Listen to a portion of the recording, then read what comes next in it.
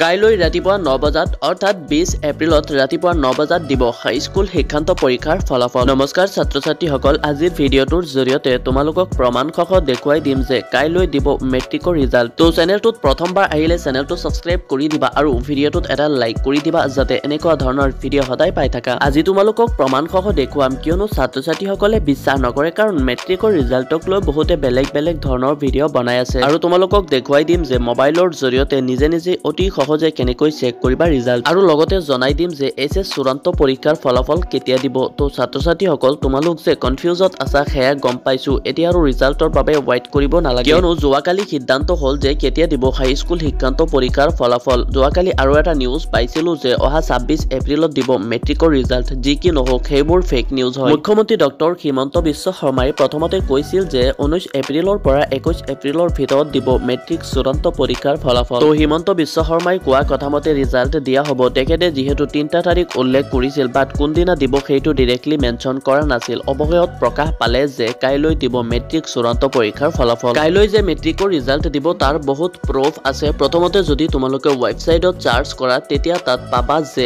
এপ্ৰিলৰ 3rd week বুলি উল্লেখ আছে। 3rd উইক মানে 19, 20, 21 এইবিলাক তাৰিখ পৰে। আজি 19 এপ্ৰিল, গতিকে আজি যিহেতু ৰিজাল্ট দিয়া নাই তো কাইলৈ দিব। আৰু এটা প্ৰুফ চাই লোৱা য'ত তোমালোকে ৰিজাল্ট চেক কৰিব পাৰিবা, তাত ডিৰেক্টলি উল্লেখ আছে যে 20 এপ্ৰিলত দিব মেট্ৰিকৰ ৰিজাল্ট। তো ইয়াৰ বাবে তোমালোকে প্লে ষ্টৰৰ পৰা এটা এপ্লিকেশ্যন ডাউনলোড কৰিব লাগিব। তো প্লে ষ্টৰত চাৰ্চ কৰিবা সেবা ৰিজাল্ট 2024। ইয়াৰ তলত তোমালোকে এটা এপ্লিকেশ্যন পাবা 10, 12 বৰ্ড ৰিজাল্ট 2024। সেই এপ্লিকেশ্যনটো তোমালোকে ইনষ্টল কৰি ল'বা। এপ্লিকেশ্যনটো ইনষ্টল কৰাৰ পাছত অপেন কৰি তোমালোকে ইয়াত চাৰ্চ বৰ্ডত ক্লিক কৰিবা আছাম বৰ্ড। তো আছাম বৰ্ড চাৰ্চ কৰাৰ পাছত ইয়াত তোমালোকৰ যিকোনো এটা ইমেইল দি সাইন আপ কৰিব লাগিব। প্ৰথমতে সাইন আপ কৰি ল'বা। তো আছাম বৰ্ড চাৰ্চ কৰাৰ পাছত ইয়াত তোমালোকে দুটা অপশ্যন পাবা। তো মেট্ৰিকৰ ৰিজাল্ট ল'বলৈ হ'লে 10 ক্লাছ সিলেক্ট কৰিবা আৰু এইচএছৰ ৰিজাল্ট ল'বলৈ হ'লে 12 ক্লাছ সিলেক্ট কৰিবা। তো মই ক্লাছ 10 সিলেক্ট কৰি দিলো। ইয়াৰ পাছত চেক ৰিজাল্ট নাও এটা অপশ্যন পাবা। ইয়াত তোমালোকে ক্লিক কৰি ক্লাছ 10ৰ ৰিজাল্ট ল'ব পাৰিবা। ইয়াৰ তলত তোমালোকে চাব পাৰিছা যে Assam board SSLC result 2024 will be declared on 20 April 2020। তো ইয়াৰ পৰা তোমালোকে গম পাইছা যে কাইলৈ অৰ্থাৎ 20 এপ্ৰিলত দিব মেট্ৰিকৰ ৰিজাল্ট। ইয়াৰ পাছত তোমালোকে এইচএছৰ ৰিজাল্ট চেক কৰিবলৈ হ'লে আৰু এইচএছৰ ৰিজাল্ট কেতিয়া দিব সেইটো চেক কৰিবলৈ হ'লে অল